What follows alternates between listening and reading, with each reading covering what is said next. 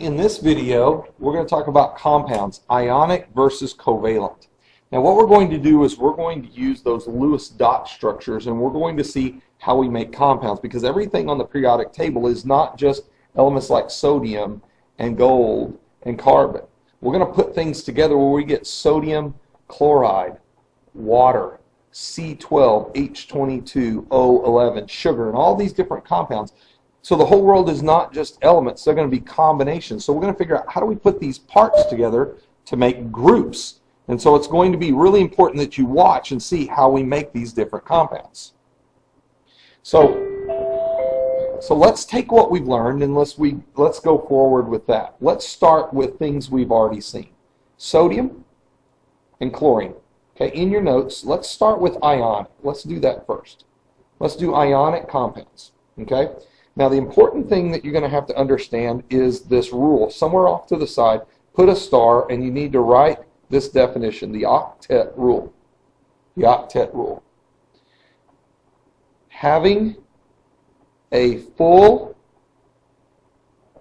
outside ring of electrons. Having a full outside ring of electrons. Now, this is not exactly accurate, but I'm going to tell it in sort of a story to make it easy. You and I on Thanksgiving is an awesome holiday. Thanksgiving is all about being full. We will get together and we will eat till we're full. Then we'll go lay down, sleep it off, and then come back and we'll eat more. Well, atoms want to be the same way. They want to be full, and this is the easiest way to explain it. Now, it's a lot more detailed, but they want to be full. It's called the Octet Rule. Now, notice it says oct.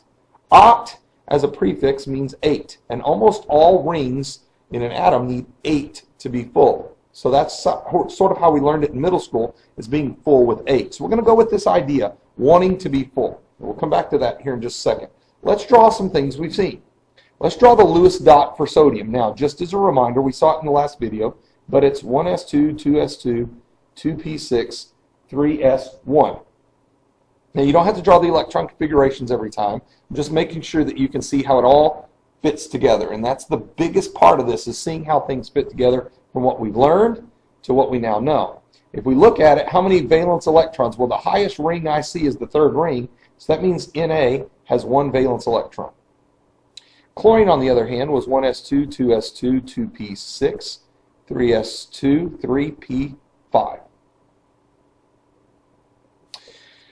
And we saw in the last video that means those are all in the third ring, so there's 5, 6, 7. So chlorine has 7.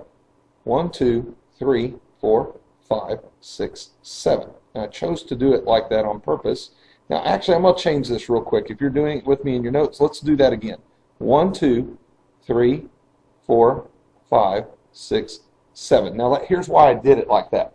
X's and dots are both electrons. But I want to keep them separate looking so you can know which atom owns which electron. So it doesn't matter if I use X or dots, they're all electrons. Now the question is first, is this one full? Octet rule. No way, nowhere close. Is this one full? Really close, but it's not full. And so they want to fulfill this thing called the octet rule, having a full outside ring. They want to be full. So how do they do that? Well, what's going to happen here is this guy with 1 electron would have to find 7 more to be full, to have 8. This guy would need 1. And so here's what happens. This sodium, the easiest thing for him to do is to throw that electron away. I'm going to throw it right there and let it just suspend there for a second. If I'm correct, if I get rid of that electron, if I'm correct, what's left is full. Let's check. 6, 7, 8, 9, 10. If I look at my periodic table, 10 is just like neon. Now, the question is this. Did I just turn sodium into neon? No. Here's why. I didn't touch the protons. All I did was change the electrons. When I changed the electrons, he has 10, which is like neon, and we already learned everybody in this last group out here, the noble gases, are full. So he's acting like he's full. It's still sodium, but he is what has become an ion, okay, which is a charged atom. Let's check the math real quick. He was 11 protons and 11 electrons. He was neutral. Now he throws one electron away. When he does that, he's now 11 protons and 10 electrons. Quick math, 11 pluses and 10 minuses. There's more pluses. He became Na with a +1 charge. There's one more positive than there is negative. This is what is called an ion. It's charged. It's still sodium because there's still 11 protons, but now I have 10 electrons. Why would he do that? To be full. Now notice this guy right here. He will take that electron. He wants that electron to go right there. He was 17 protons, 17 electrons, neutral. Now he's 17 protons, 18 electrons. So chlorine, that's one more electron, is a -1 charge. Now let me say this real quick. Watch carefully. Your teacher might write it like this, or sodium 1+. It's the same thing. Chlorine 1-. Sometimes they print them that way in books. Want to make sure you've seen it both ways. I'm just used to writing it this way, so this is how I will write it. All right? So, sodium is a +1, ion. Chlorine is a -1, ion. Oh, so charged atom could be plus or minus. Make sure you write that down. So they're ions. They were atoms when they were neutral, and now they moved electrons. Why? To be full.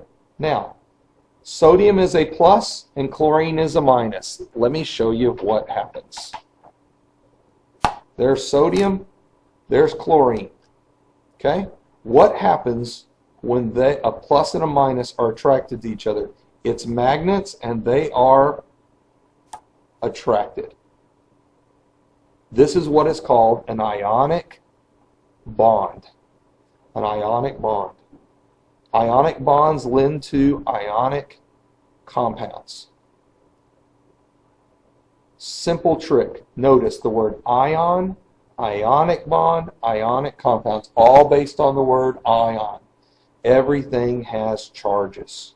And when everything has charges, they attract to each other, just like this example that I gave you. Now, why would they do that? Fulfilling the octet rule is why they would do it. And so I just made a very simple compound, NaCl, when they combine with one another. And there it is. Now let's try another one real quick, but we won't go into so much detail now that you've seen it all. Let's take something like calcium. And let's take something like oxygen. If I look, calcium has 2 valence electrons, second column, 1, 2. Oxygen has 6 valence, 1, 2, 3, 4, 5, sixth column, 1, 2, 3, 4, 5, 6. And I can use dots or X's, doesn't matter. Is that guy full? No. Is that guy full? Well, no, I see 2 empty spots here.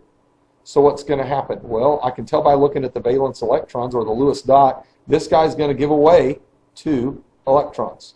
So he's going to become +2. Oxygen's going to take those 2 electrons to be full and become -2. Tricky. Watch this very carefully. Losing electrons is positive. Let me do the math real quick for you. Calcium was 20 protons, 20 electrons, neutral. Right there.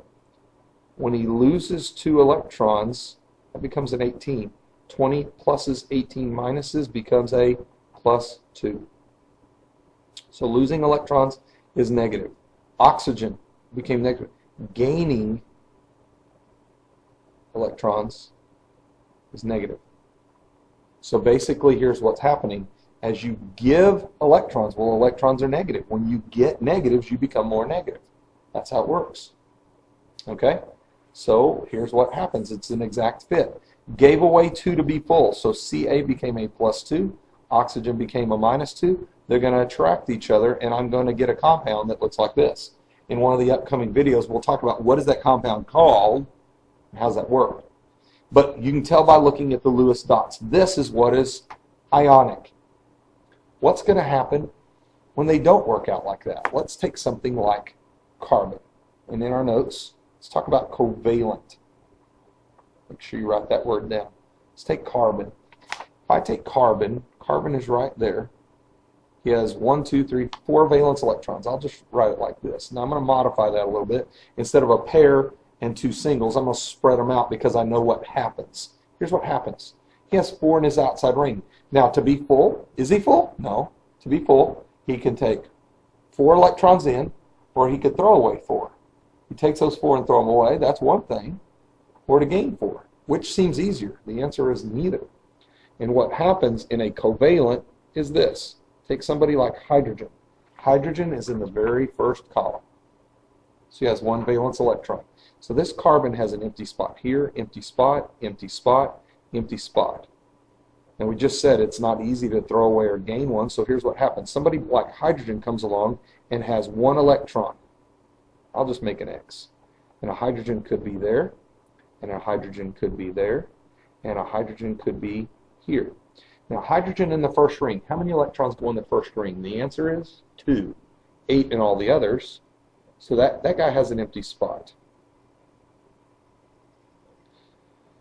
Oh, look what happens. If I push this in there, here's what happens. That electron goes into that empty spot, and that goes in that empty spot. Looks like Legos. And you've played with Legos before. And so what ends up happening, let me modify this real quick, you end up having this. A dot and an X. 2 boxes. A dot and an X. 2 boxes. Dot and an X. Oops, a dot and an X. And they are not throwing, nobody's throwing away electrons, they are sharing. Sharing, like good little kindergartners, they're sharing. I'll share with you if you'll share for me. And notice that hydrogen has 2. In the first ring, he's full, he's full, he's full, he's full. Every hydrogen's full, but look at this. In sharing, carbon now has 1, 2, 3, 4, 5, 6, 7, 8. Does everybody full? Yeah, they fulfilled the octet rule just by sharing. Did anyone become positive or negative? No, because nobody's throwing anything away. They're all sharing. So they're plugging into one another. They're plugging in like Legos, and when they plug in, everybody shares, and by sharing, they become full. That's the differences between an ionic and a covalent. Ionic has charges. Covalent shares. And when they share, the objective here is to be full of electrons. And when they are full, they have gotten their objective. All right, we'll see you in the next video.